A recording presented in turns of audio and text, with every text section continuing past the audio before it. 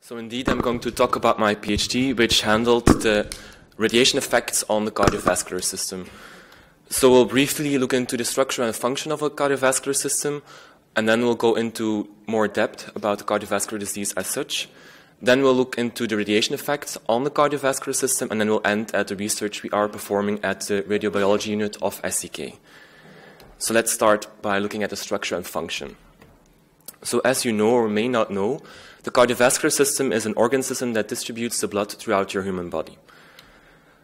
It's needed for the transportation of your blood, which contains nutrients, able to feed your cells. It will transport gases like oxygen or carbon dioxide through your lungs and to your cells. But it's also necessary to, for example, transport hormones, immune cells, and everything else which makes your body work. If we look at it as a system, we can have a look at two parts. So the first part is the heart. The heart is like the motor of the system. It provides a drive force. And then we'll have the vessels. The vessels are the tubes. These tubes have a peculiar layout. So I will shortly go over this layout. So we can identify three layers in your arteries and your veins. So arteries being the vessels that transport the nutrient-rich and oxygen-rich bloods to your tissues, and the veins which transport your oxygen-poor and nutrient-poor blood towards your lungs. So first of all, I have to identify the outer layer. The outer layer contains blood vessels as itself, but also collagen. It's like a sticky material that keeps the blood vessel together, keeps the tube intact. We have a middle layer, which contains smooth muscles, and this is needed to regulate your blood pressure. And at the end, the inner layer, we have endothelial cells. And I will come back to these endothelial cells because they are shown to be highly crucial for the normal function of this vessel. In addition, we can also identify some elastic membranes and fibers present at the artery, which are needed to keep its structure functioning. So here we are looking at the immunohistochemistry figure of such veins and arteries. And we can see, for example, that we have three layers, the outer, the middle, and the inner layer, and that because of its function, so it stays open here, because of elastic fibers, we can distinguish artery from veins. So I talked about endothelial cells, which are the cells that underline your cardiovascular system, and these cells were shown in research that are key players in cardiovascular health. First of all, they tend to prevent blood clot formation. If you have a normal artery which is not stimulated, we shouldn't have any blood clots because it can limit the blood throughout your body. Furthermore, like mentioned, it can also regulate the blood pressure. So we heard about hypertension is a consequence of having a bad function of these cells. In addition, endothelial cells contribute to inflammation. In a normal state, when we don't need an inflammation reaction, these cells tend to prevent this action of occurring in our human body. And as last, they also prevent cell growth. So cell growth of the vascular smooth muscle cells and the cells in their contact. When we look at cardiovascular disease, these endothelial functions will get disturbed, and we'll talk about endothelial dysfunction. During this endothelial dysfunction, you will see, as depicted in this figure, that all these functions go adverse or have an adverse event.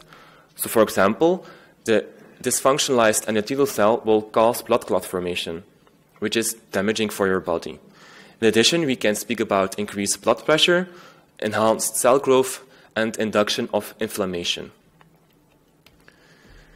All these different functions that get disturbed leads to the process of atherosclerosis. Atherosclerosis, if we look to the Greek translation, it means the build-up of a gruel heart based in our arteries.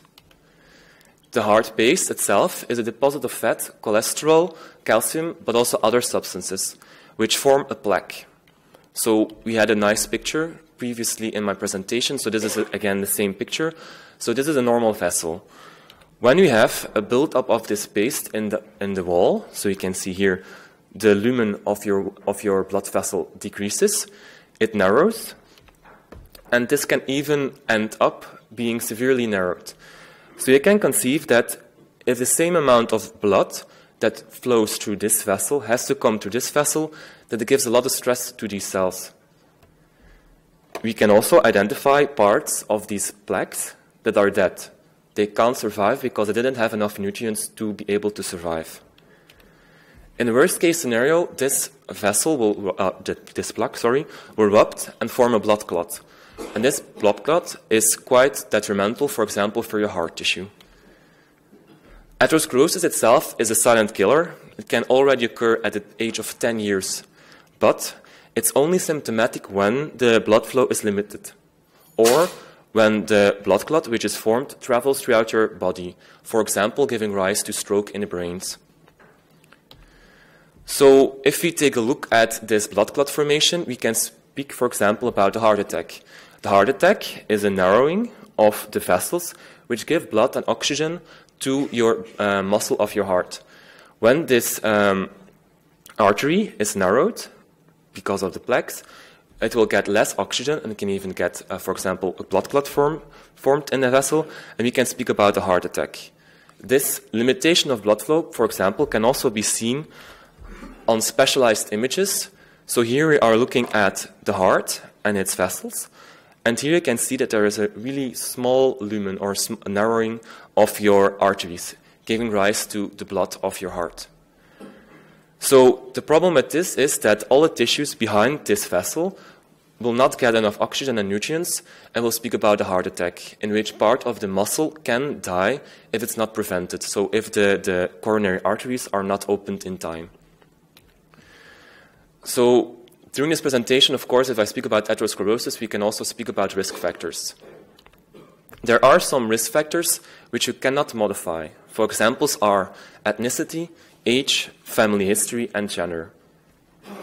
However, the good thing is about this disease, there are also other modifiable risk factors, and these are the things you hear about daily. For example, hypertension, smoking, or even having diabetes.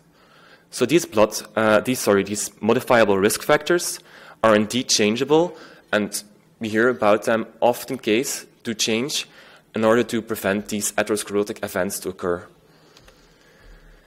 The cardiovascular disease as itself is the #1 cause of death worldwide.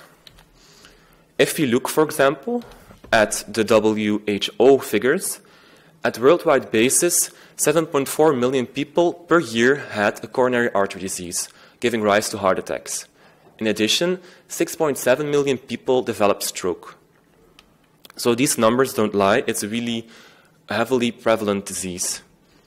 If we look, for example, at the worldwide spread, we can also see its heterogeneity. So for example, in Europe, we are still in the green region, but if we go more to Russia and other countries, you can see that the prevalence or the mortality of this disease increases. And this is also due to this life factor style-based modifiable risk factors. This is a map of males that I show here. We can also have a map of females. So the females have a less tendency to develop cardiovascular disease in a whole, if you think about all the risk factors that induces it. So now, how do we treat atherosclerosis? The first thing is we can try to change our lifestyle by changing the factors that causes it, so to change the modifiable risk factors. So for example, we can quit smoking, we can start doing physical activity, eat healthy, and even manage our stress levels.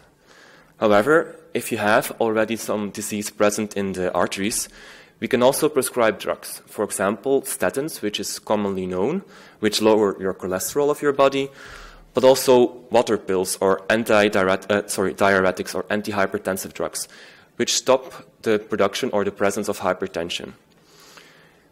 If it gets worse, there's also medical procedures. We also hear, for example, stents of bypasses that can prevent the plaque from limiting the blood flow. So now we talked about cardiovascular disease as such, but how is it linked to ionizing radiation?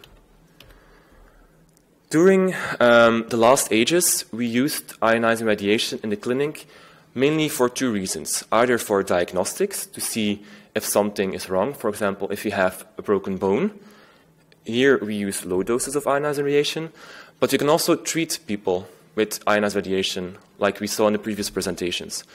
During this treatment, we will have high doses of exposure. These doses will end up hopefully at the tumor, but as well to your normal tissue.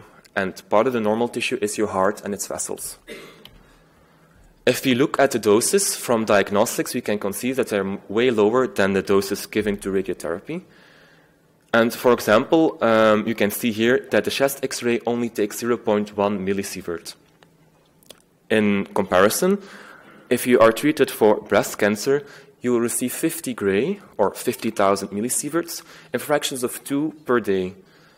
So this equals to about 21,000 years of background radiation. So we speak about really high doses. In epidemiology, they started a lot of cohort studies, in which Hiroshima and Nagasaki was the most major and most big cohort study. At Hiroshima and Nagasaki, as we know, there were A-bombs, and these A-bombs had adverse events on the population present at the time. So here we see a graph in which we have the dose given to the human, as well as the risk of developing cardiovascular disease, so a heart attack. We see that there is a linear relationship, and that per grade that the person gets, they have 14% more chance of developing heart diseases, for example, atherosclerosis. So if you normally have 1 in 3 chance, you will have 14% extra chance on top of this 30%. Another interesting cohort study was done on radiotherapy patients, and more specifically breast cancer people. If you look at the transversal plane, you can see here depicted in red. If we cut a person like this and we put a CT scan on the slide, we can see that although part, or the largest part, of the dose is given to the breast, almost 5% of the dose is also given to the heart. So during these treatments, these people, these women, also have a lot of dose to the heart. And this dose is also related to the development of coronary artery disease or heart attacks. So if I put these together, we can see that there is already some evidence that indeed ionized radiation is a risk factor. However, we don't know what the underlying biological and molecular mechanisms are. If we want to prevent this from happening in the future, from, for example, in breast cancer patients or even occupationally exposed people, we want to know what's happening, and we want to provide drugs or something, an agent, that can prevent this from happening. In addition, in epidemiology, it's also less feasible to look at low-dose effects. It's, for example, calculated if you want to do a study that you need 300,000 to 1 million people to just find effect in lower doses regions. So we want to look at, with different techniques, at these low dose regions to also see if there's some effects on the cardiovascular system. So we ask ourselves, for example, if we have a CT scan, does it also increase our risk of developing atherosclerosis? Next, we also want to find biomarkers to see if people have already an increased risk. And should we then give these people a radiotherapy which is not more suited to them? And finally, like I said, we want to prevent these things to occur. So we want to develop certain pharmaceutical or other agents to stop this even from occurring. So in the final part of my presentation, I will shortly look into the cardiovascular research that we are performing at SEK itself. My predecessor, Charlotte Rombouts, worked on X-irradiation, which induced DNA damage and cell death. So she was part of a European project. And here she saw that even at really low doses, so the 0.05 gray, think about it as like 2 or 3 CT scans, she already evidenced that there was induced risk to the DNA. So the DNA is the book of a cell, and the cell needs its book to produce proteins, which tends to produce the cellular functions. So if the DNA gets damaged, this book is unreadable, and there can be adverse events, for example, atherosclerosis occurring. In addition, she also saw that these cells died after 0.1 gray of ionizing radiation. So in respect to X-ray radiation, we already evidenced that there are some effects at the low doses. Then my colleague, Ragda, she also investigated the intercellular communication. So she looked at connexins, which are proteins linking cells to each other. And to easily understand it, you can think about it as a cell phone. So with this communication, this protein, cells can communicate with each other. During her study, she found significant increases of the pro-atherosclerotic connexin 43 and the anti-atherosclerotic connexin 40 after 0.1 gray of exposure. So this can partially also explain the effects that we saw in the epidemiology. Then myself, I looked at the induction of inflammation and even aging. Like I said, normal endothelial cells don't develop inflammation if they're not stressed, but they're stressed, like seen here, following exposure to ionizing radiation. So if you look at the graph, we see starting from day 1 until day 7 that there are more cytokines, so more stress molecules linked to inflammation produced by these cells. In addition, we also found that if we irradiate cells, that they age prematurely and to a higher extent in comparison to the controls, even down to 0.05 gray. So we saw cell death, differences in communication, and now even aging. And as mentioned, age is also a risk factor for atherosclerosis and coronary artery diseases. Besides the other effects, I'm also looking at mitochondria. So maybe it's a bit off limit, but I'll just shortly talk about mitochondria. So if we look at the endothelial cell, they have different organelles like the nucleus, where all the DNA is stored at, but they also have small cellular organelles called mitochondria, which are comparable to the cellular energy factories. So they produce the energy of your cell. These mitochondria were already known to be highly vulnerable to damage. So we wondered if they're also good targets to study the effects of ionizing radiation. So in correspondence, we looked at mitochondria seen over here, labeled in green, and we found that the number of mitochondria in these cells decreased. So what does it mean? If we irradiate our cells with a therapeutical dose, then these cells don't have enough energy to survive or to have normal functions. And this can have consequences for the entire cellular function. What's also really interesting is that statins, which are prescribed today to lower your risk, can also improve the outcome of radiotherapy. For example, here in this prostate cancer study, we see that after 1 year of patients, that when they only have a control treatment, that they have about 30% of the people surviving after 1 year having prostate cancer. But if we give them statins, double the amount, or 60% of the people are still alive after 1 year. So statins can also be used to improve the outcomes in these patients. In correspondence, along with a student here at SEK, we looked at the effect of a statin called atorvastatin on the senescence or the aging of our cells, and we found that indeed this statin decreases the aging caused by ionized radiation. So hopefully in the future this can be used in the clinic to help people when they are exposed to these doses. Lastly, we also look at the effect of space. So in collaboration with ESA and BELSPO, we look at endothelial cells in weightlessness, and here it's shown that they spontaneously form blood vessels. So you can see normally in normal 1G force, they are a normal monoculture, flat and adherent, but if we put them in weightlessness, they form like these spheroids or small balls of endothelial cells clumping together. And these are comparable to your blood vessels.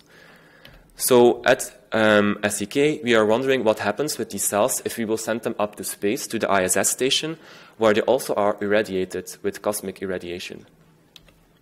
And then the newest project in our portfolio is in collaboration with Horizon 2020. And here we want to detect biomarkers for radiotherapy patients which are at risk. So at the moment, cancer patients, luckily, have a better prognosis and also a longer life expectancy. However, like shown in this presentation, breast cancer patients have a more risk of developing cardiovascular diseases after their treatment. So the problem at the moment that's present at the clinic is we treated the cancer, but is a patient better off? Is the quality of life after the radiotherapy and after the cancer good enough to say that it's alive? How is the quality of life after the radiation? So at SEK, we wonder if we could detect and even predict these cardiovascular diseases after the occurrence of breast cancer therapy. So we look at biomarkers, and these biomarkers can be found either, for example, in blood, which can be easily detected, but also in new imaging techniques. So with the research at our radiobiology unit, we want to have more knowledge on the underlying molecular mechanisms, which study the radiation-related cardiovascular disease. We want to improve the current radiation protection system. If, for example, if we find a response after really low doses, then maybe we can decide to not take a CT scan, but just look at the arm itself. In addition, we also want to identify countermeasures which can be useful for people at risk and even try to predict them. So during this course, we have 12 scientific articles already in peer-reviewed journals on the topic and have given a lot of presentations and awards throughout the occurrence of these projects. So I want to acknowledge also other people here at the radiobiology unit and, of course, our funding.